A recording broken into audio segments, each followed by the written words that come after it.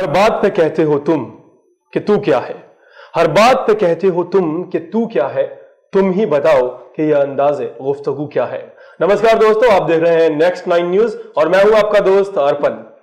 मैं फिर हाजिर हूं अपना एक खास प्रोग्राम लेकर। इसका नाम है मुद्दे की बात अर्पण के साथ, और मेरे साथ हैं वरिष्ठ पत्रकार विनय गोयल जी।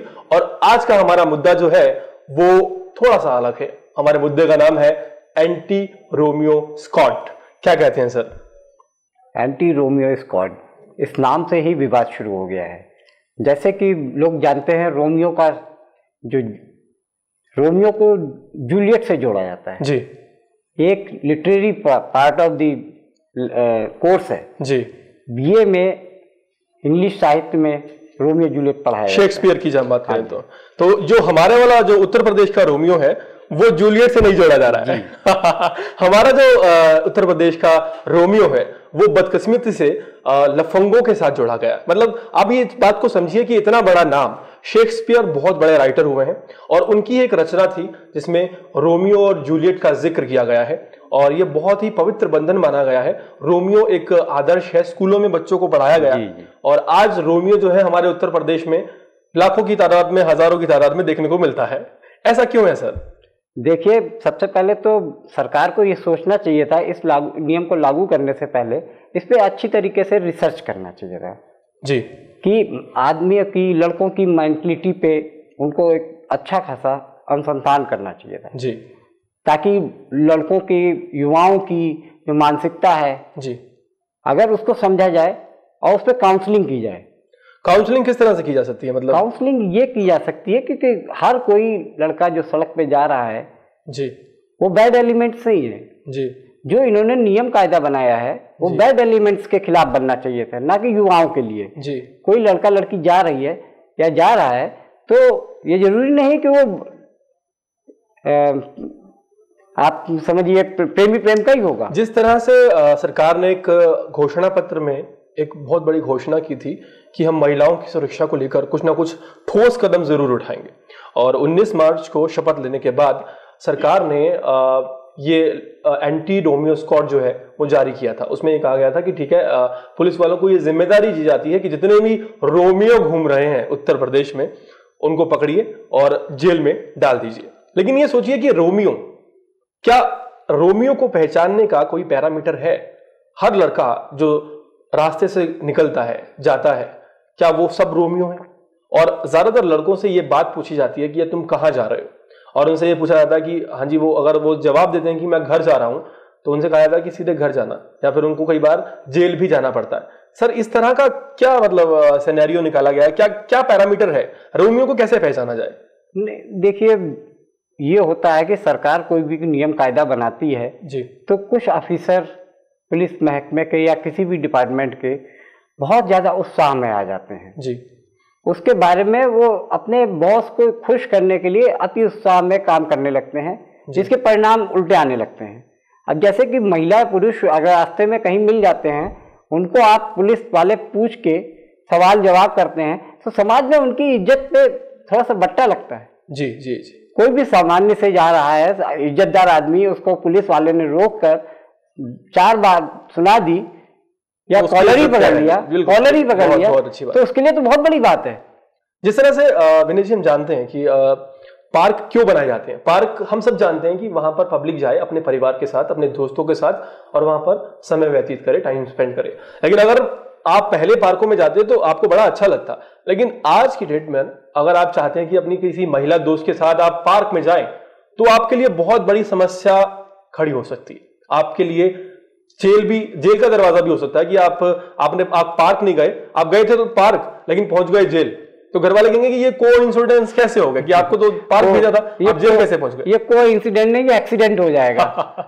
जी बिल्कुल बिल्कुल। देखिए, जो हमारा भारत का सामाजिक ताना बाना है जी, बहुत ही नाजुक है जी। अगर किसी ने भी किसी को कोई भी शब्द बोल दिया जी, खास तौर से किसी भी सामान्य पेयर को, जोड़े को जी, अगर पुलिस ने रोक लिया तो बहुत बड़ी बात है, बहुत बड़ी बात हो जाएगी। उसके लिए एक ऐसा वाकया होगा जो जिंदगी भर नहीं भुला सकता जी, और मैं अपने दर्शकों को बता दूं कि ये मुद्दा, बड़ा मुद्दा ये नहीं है कि एक प्रदेश में, एक राज्य में ऐसा हो रहा है। बड़ा मुद्दा ये है कि इसी तर्क पर पूरे देश में ये संभावनाएं उठ रही हैं कि एक जैसे होता है ना कि एक सरकार को खुश करने के लिए एक ऐसा कदम उठा लिया जाता है जिसमें जोश में होश को दरकिनार कर दिया जाता है, जोश में होश खो देते हैं और बिल्कुल आंखें बंद करके दौड़ना शुरू कर देते हैं कि ठीक है, एंटी रोमियो स्क्वाड है, लोगों को पकड़ो, जितने भी लड़के ज्यादा से ज्यादा पकड़े जाएंगे उतनी ज्यादा शाबाशी मिलेगी। और इसी तर्क पर जहां जहां मुझे लगता है कि अब ये सरकार आएगी बीजेपी की, वहां ये नियम लागू किया जाएगा अगर ये कामयाब होता है। 1 महीना हो चुका है, 1 महीने में कोई खासा विरोध प्रदर्शन नजर नहीं आया, लेकिन हाँ, लोगों में रोष जरूर दिखाई दिया है। क्या कहेंगे? बिल्कुल सही कह रहे हैं आप।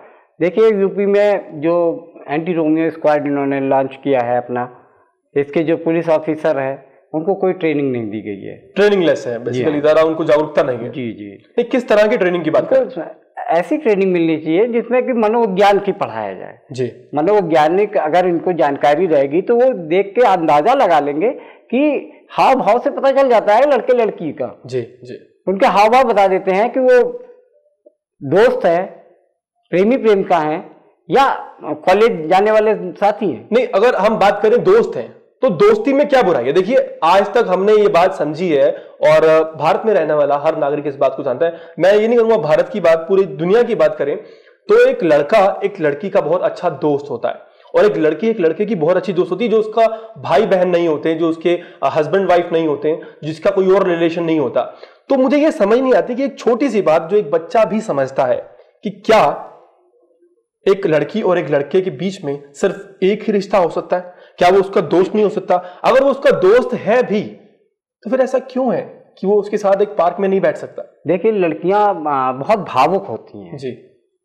वो तब तक किसी के साथ बातचीत नहीं करती हैं, घुलती मिलती नहीं है, जब तक कि उसके साथ सिक्योरिटी उसको ये लगता है कि मैं इसके साथ बहुत सुरक्षित हूँ, तभी अपने विचार आदान प्रदान होते हैं। वो इतना घुलती मिलती है। सबसे बड़ी चीज तो यही है कि वो विश्वास करके उसके साथ जा रही है।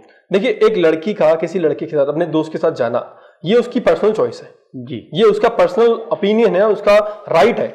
इसमें सरकार का दखल क्यों है और कहां तक जायज है? देखिए, सरकार का जो पहलू है वो ये कहना चाहती है कि हम समाज में रहने वाले हर व्यक्ति को सुरक्षित देखना चाहते हैं जी। अक्सर देखा जाता है कि लड़कियों के साथ बदतमीजियां होती हैं, उनके साथ हादसे होते हैं जी। तो उसको कम करने के दृष्टिकोण से, वैसे ये मेरा नजरिया है जी, कि सरकार ये चाहती है कि दुर्घटनाएं कम हो। पॉलिसी उनकी सोच सही है जी, लेकिन पॉलिसी का जो एडॉप्टेशन किया गया है जी, वो गलत तरीके से किया जा रहा है कि जल्दबाजी में किसी चीज को लागू कर देना मेरे ख्याल से सामाजिक दृष्टिकोण से ठीक नहीं है। हालांकि इस जो ये नया कानून निकाला गया एंटी रोमियो स्क्वाड, इससे कहीं भी ऐसा नहीं लगता कि जुर्म जो है, जो असुरक्षा है महिलाओं की, उसके ऊपर कोई फर्क पड़ेगा, क्योंकि इससे तो फर्क सिर्फ शरीफ आदमियों को पड़ रहा है, एक ऐसे इंसान को पड़ रहा है जो किसी रास्ते से निकल रहा है या गुजर रहा है या बाई चांस वहां रुक गया। अपराध पर लगाम कहां तक लगी और क्यों नहीं लगी और क्यों लगनी नहीं चाहिए थी? क्या रोमियो के नाम को लफंगों से जोड़ देना ठीक है? क्या शरीफ आदमियों का जो है उनको रोमियो बोलकर रोक लेना पुलिस का ठीक है? एक तरफ सरकार बात करती है कि हमने पुरानी सरकार से जो पुलिस का जो दहशत थी, जो पुलिस की गुंडागर्दी थी, उसको खत्म करने की कोशिश की, और वहीं दूसरी तरफ पुलिस के हाथ में ऐसा एक लाइसेंस दे दिया गया जिसके नाम पर पुलिस किसी भी युवा को उठा सकती है, बिल्कुल कहीं से भी उठा सकती है, एंटी रोमियो के नाम पर। मेरी तो यही एक सलाह है। पहली बात तो इस जो नई व्यवस्था दी है इसका नाम ही बदलना चाहिए जी, नाम चेंज होना चाहिए। इसको कहना चाहिए एंटी सोशल एलिमेंट या कुछ और भी नाम हो सकता है कि भाई अपराधियों के लिए गैर सामाजिक जो तत्व होते हैं, बदतमीजियां करते हैं, उनको आप वो करिए ना, उनके ऊपर तो कोई एक्शन नहीं लेना है। आप सिर्फ शरीफ आदमियों को परेशान करने के लिए एक नया अभियान चला रखा है आपने। जी जी जी। देखिए ना, हमारे देश का बड़ा दुर्भाग्य है कि जहां आरोप लगते हैं कुछ लोगों पर और वो नेता जो है वो जैसे गायत्री प्रजापति हैं, वो चुनाव लड़ जाते हैं, और वहीं अगर हम बात करें जो शरीफ आदमी है उसको एंटी रोमियो स्क्वाड के नाम पर उठा लिया जाता है। कितना बड़ा दुर्भाग्य है। देखिए, बात फिर वही आती है कि क्या कानून इतना लचीला है? क्या कानून इतना ज्यादा लचीला है कि किसी के कहने पर कोई भी कानून बना दिया जाता है और उसको फॉलो करना ब्लाइंडली चालू कर देते हैं लोग? रतन जी, मैं तो आपसे ये कहूंगा कि कानून हर किसी के लिए लचीला इतना ज्यादा हो जाता है जी। अब आपको एक एग्जांपल देता हूं कि अगर आप ट्रेन में बिना टिकट यात्रा कर रहे हैं जी, अगर टीटी ने आपसे चेक कर लिया जी और आपसे कहा कि आप बिना टिकट हैं, आपको इतना फाइन जी पड़ेगा, अगर आप धन संपन्न हैं आप फाइन देके छूट जाएंगे जी। वहीं पे एक गरीब आदमी मजबूरी में सफर कर रहा है, उसके पास पैसे नहीं है, उसको जेल होती है। ये दोहरापन है ना, दोहरापन है कि एक गरीब आदमी को तो आप जेल ले जाते हैं, वहीं पे एक पैसे वाला जानबूझ के जा रहा है। यहाँ तो अगर हम बात करें तो हम गरीब और अमीर आदमी की बात नहीं करेंगे, हम बात करेंगे सिर्फ उस आदमी की जो गलत है, और उस गलत आदमी के ऊपर कोई भी पकड़ कानून की बहुत मुश्किल से लग पाती है। लेकिन जो शरीफ आदमी है, जो शरीफ लड़का है, वो स्कूल के इर्द गिर्द या कॉलेज के आसपास दिखाई देता है तो उसे बेवजह उठा लिया जाता है। हस्बैंड वाइफ भी अगर पार्क में बैठे होते हैं तो उनके लिए बहुत बड़ी समस्या का विषय है। पहले चिंता किया करते थे उत्तर प्रदेश के लोग कि अगर बेटी जॉब करती है, नौकरी करती है, घर से बाहर है, तो वो देर से आती है तो उन्हें चिंता होने लगती थी। लेकिन आज अगर एक लड़का देर से घर आता है उत्तर प्रदेश में तो घर वालों को चिंता होने लगती है कि कहीं पुलिस वालों ने उसे धर तो नहीं लिया। ये बात बहुत कायदे की और इस पर गंभीरता से विचार होना चाहिए। आज के लिए दोस्तों इतना ही।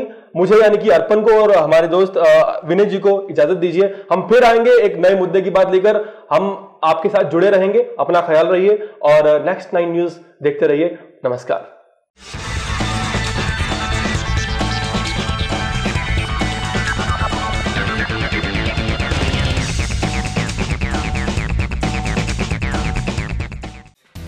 Subscribe now to receive new updates, reviews and news.